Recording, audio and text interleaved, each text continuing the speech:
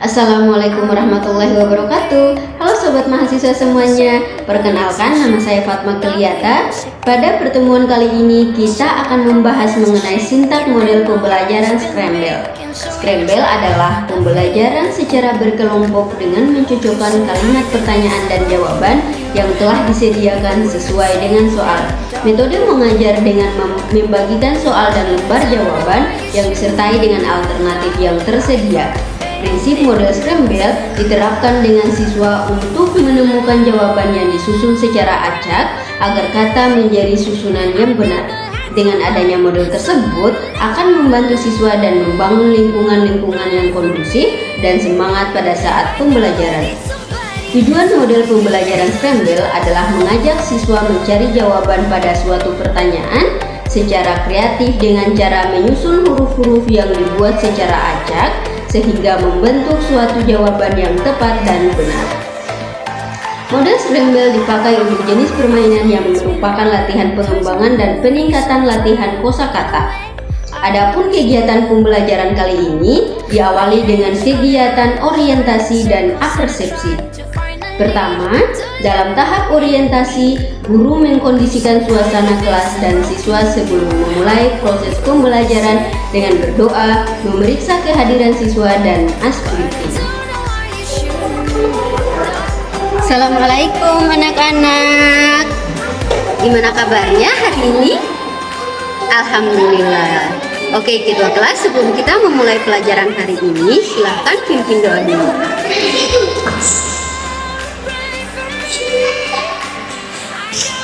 Baik, Ibu absen dulu ya. Mila, Arni, Ani tidak hadir ya? Ada keterangannya? Baik, berarti Alfa ya. Baik, anak-anak sekalian, Ibu minta kalian semua berdiri boleh? Iya, karena kita akan melakukan ice breaking dengan menyanyikan sebuah lagu yang menjadi pengantar materi kita hari ini. Nah, tugas kalian adalah mengikuti aba-aba serta instruksi dan gerakan Ibu. Siap? Oke, jadi lagunya seperti ini. Tangan ke atas menggapai bintang, tangan ke samping burungnya terbang, tangan ke depan ikan berenang, duduk yang rapi siap berdoa. Satu jari kanan, satu jari kiri, ku gabung menjadi dua, ku buat jembatan. Dua jari kanan, dua jari kiri, ku gabung menjadi empat, ku buat kamera. Tiga jari kanan, tiga jari kiri, ku gabung menjadi enam, ku buat menara. Empat jari kanan, empat jari kiri, ku gabung menjadi delapan, ku buat telinga kelinci. Lima jari kanan, lima jari kiri, ku gabung menjadi 10, ku siap berdoa. Oke, selesai. Kedua, dalam tahap apersepsi, guru menarik perhatian siswa dengan memberikan gambaran fakta yang nantinya akan dikaitkan dengan materi pembelajaran yang akan disampaikan. Kemudian, guru menyampaikan tujuan pembelajaran. Oke, sekarang semuanya fokus ke depan. Ada yang masih ingat minggu lalu kita belajar tentang apa? Iya, betul. Minggu lalu kita belajar tentang sistem pencernaan pada manusia, tepatnya organ pencernaan dan fungsinya. Nah, Ibu mau tanya sama kalian, di sini siapa yang setiap hari selalu sarapan? Oke, OB. Juga di sini siapa yang sering mengabaikan sarapan pagi? Oke, Amir. Amir sering mengabaikan sarapan pagi. Nah, Amir, coba ceritakan kepada teman-temanmu apa yang kamu rasakan jika kamu mengabaikan sarapan pagi. Silahkan. Ya, tepuk tangan buat Amir. Sekarang Obe, silahkan ceritakan kepada teman-temanmu apa yang kamu rasakan ketika kamu selalu melakukan sarapan di pagi hari.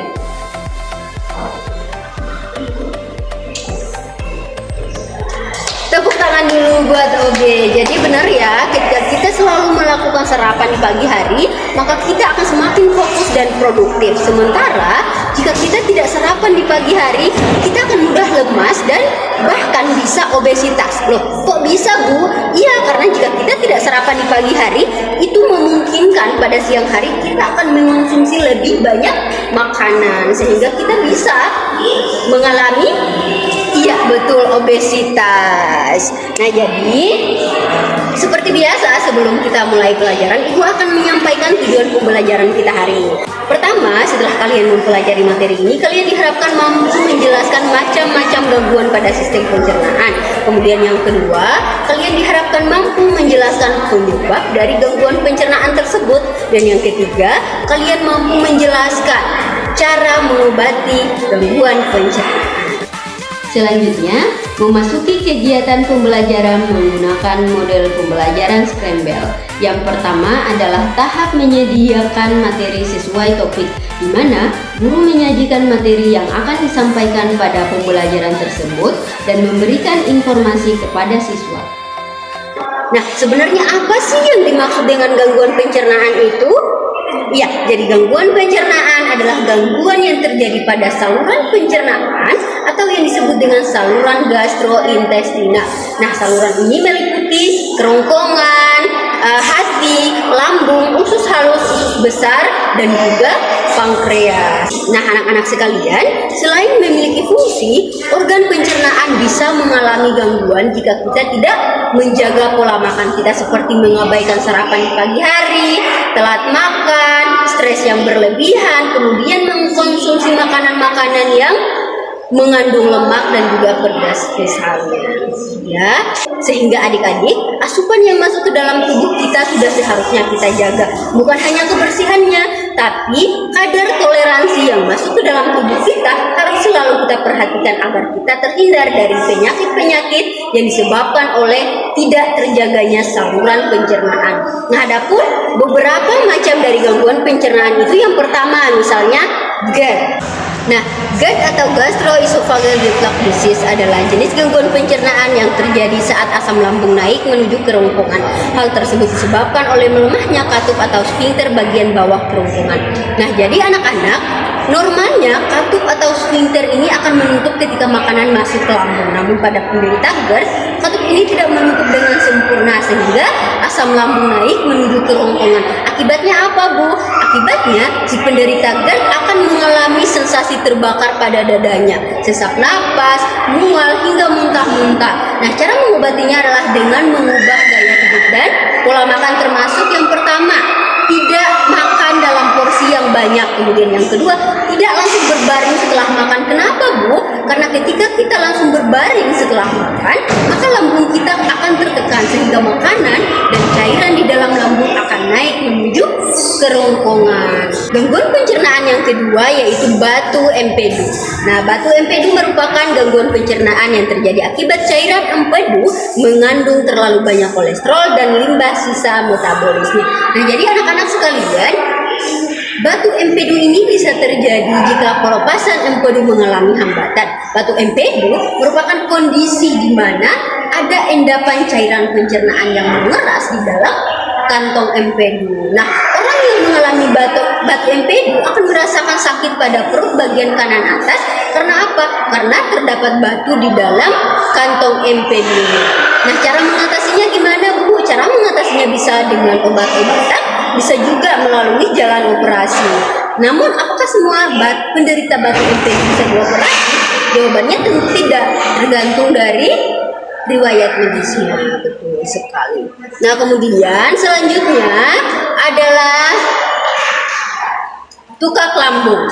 Nah, tukak lambung merupakan luka yang terjadi pada dinding lambung. Jenis gangguan pencernaan ini disebabkan oleh infeksi bakteri Helicobacter pylori. Nah, jadi adik-adik sekalian, bakteri Helicobacter pylori ini biasanya menginfeksi saluran pencernaan. Nah, pertanyaannya adalah, apakah tukak lambung hanya disebabkan oleh infeksi bakteri Helicobacter pylori?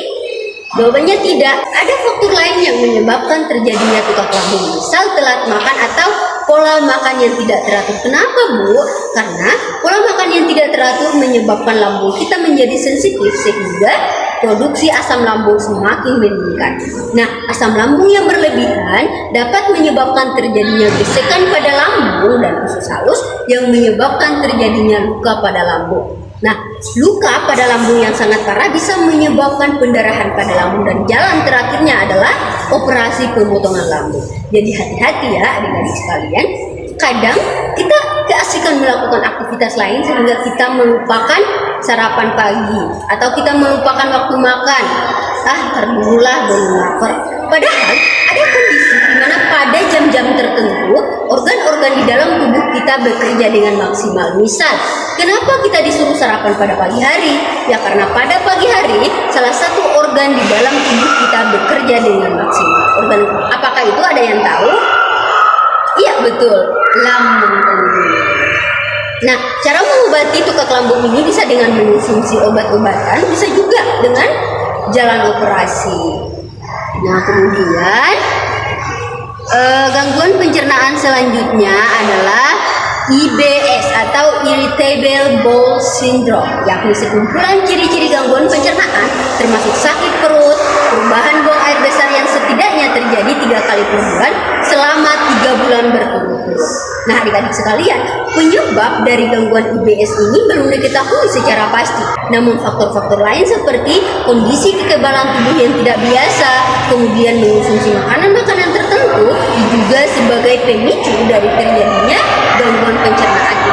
Nah, cara mengobatinya adalah dengan menghindari makanan yang menimbulkan gejala, kemudian mengelola stres, dan kemudian olahraga dengan teratur ya. Nah, kemudian selanjutnya adalah IBD atau Inflammatory Bowel Disease, yakni kondisi peradangan yang berlangsung lama di saluran pencernaan. 2 jenis yang paling umum dari IBD yaitu penyakit Crohn dan colitis ulceratif. Nah, adik-adik sekalian, penyakit Crohn merupakan peradangan yang terjadi di saluran pencernaan bagian manapun. Namun kalau colitis ulceratif, dia merupakan peradangan yang terjadi hanya pada area usus besar. Nah, sama seperti IBS, IBD ini juga belum diketahui secara pasti penyebabnya apa. Namun faktor-faktor seperti infeksi virus tertentu di saluran pencernaan, kemudian alergi makanan tertentu diduga sebagai penyebab dari gangguan pencernaan ini. Ya. Nah, cara mengobatinya adalah dokter mungkin akan menyarankan kita untuk diet rendah serat apabila kita rentan terhadap diare, atau menghindari produk susu apabila kita intoleran terhadap laktosa. Nah, kemudian gangguan pencernaan selanjutnya adalah diare atau yang bisa disebut dengan frekuensi buang air besar lebih dari 3 kali dalam sehari disertai tekstur feses yang lebih cair. Nah, sebenarnya diare ini tidak terlalu berbahaya dan bisa disembuhkan dengan mudah sebenarnya. Tapi pada kondisi-kondisi tertentu bisa berakibat fatal jika diare tersebut terjadi pada anak-anak. Nah, biasanya pengobatan untuk diare ini adalah dengan menggunakan obat-obatan untuk menggantikan cairan dan elektrolit yang hilang dari tubuh. Seperti itu ya adik-adik sekalian. Kedua, guru membagi kelompok dengan rata secara heterogen. Nah, sekarang ibu akan membagi kalian dalam 2 kelompok karena ibu akan memberikan LKPD kepada kalian. Nah, Amir, Kita, dan Kian kelompok 1 dengan kedua kelompoknya Amir. Kemudian Mila, OB, sama Umi kelompok 2 dengan kedua kelompoknya Mila. Ketiga, guru membagikan lembar kerja kepada setiap kelompok terkait materi yang akan disajikan dan memberikan durasi tertentu untuk mengerjakan soal. Ini ada LKPD, di dalamnya ada soal dan juga jawaban. Tugas kalian adalah mencocokkan jawaban dengan pertanyaannya. Paham? Bagus. Ini ya dikerjakan. Oke, ibu kasih waktu 5 menit. Silahkan kerjakan dan ibu.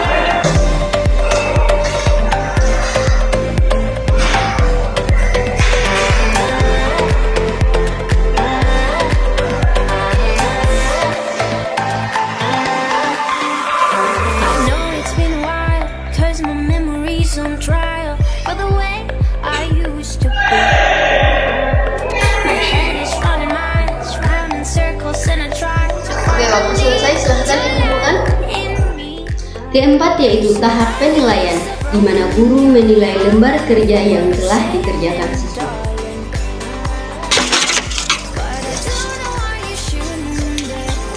Oke, sekarang Ibu akan menilai dulu ya siapa yang memiliki nilai paling tinggi.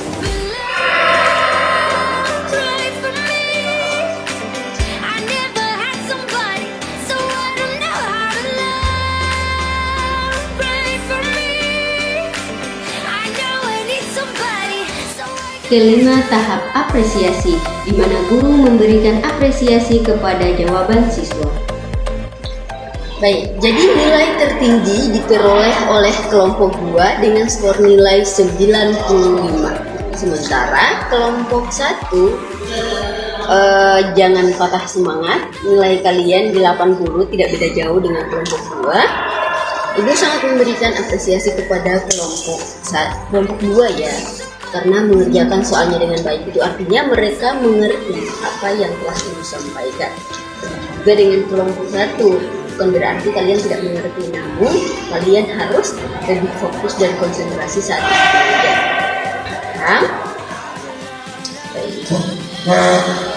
Nah, Ibu rasa sekarang kita sudah berada pada akhir pembelajaran ya. Siapa di sini yang bisa memberikan kesimpulan? Baik, Mila silahkan.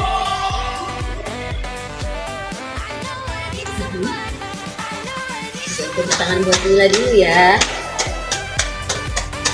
Iya, benar ya. Jadi, selain memiliki fungsi, organ pencernaan juga bisa terganggu jika kita tidak menjaganya. Nah, organ-organ pencernaan yang terganggu bisa mengakibatkan beberapa penyakit yang akan mempengaruhi aktivitas kita sehari-hari. Karena itulah kita harus selalu menjaga organ-organ di dalam tubuh kita yang telah diberikan oleh Allah. Nah, gimana Ami? Ada yang ingin ditanyakan? Boleh, silakan bertanya.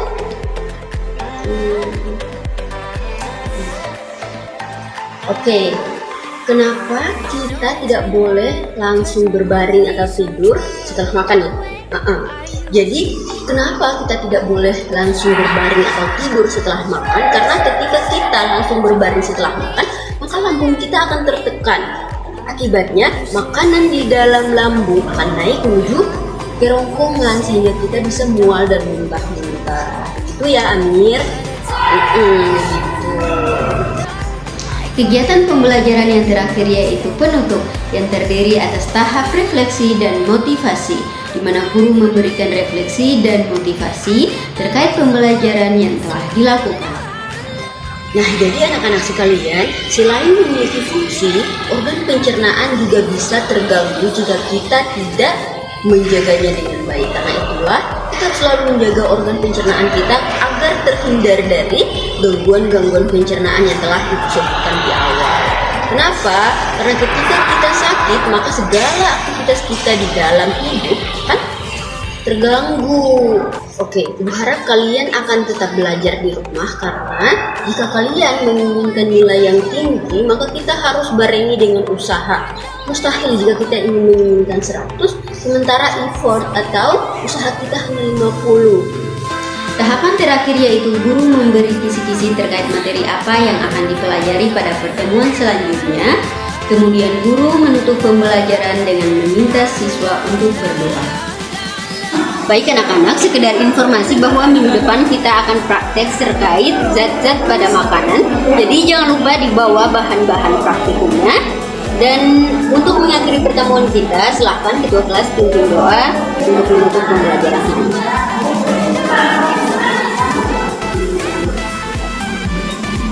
Oke, Ibu akhiri ya pertemuan kita. Assalamualaikum warahmatullahi wabarakatuh. Sekian penyampaian singkat dari saya. Wassalamualaikum warahmatullahi wabarakatuh.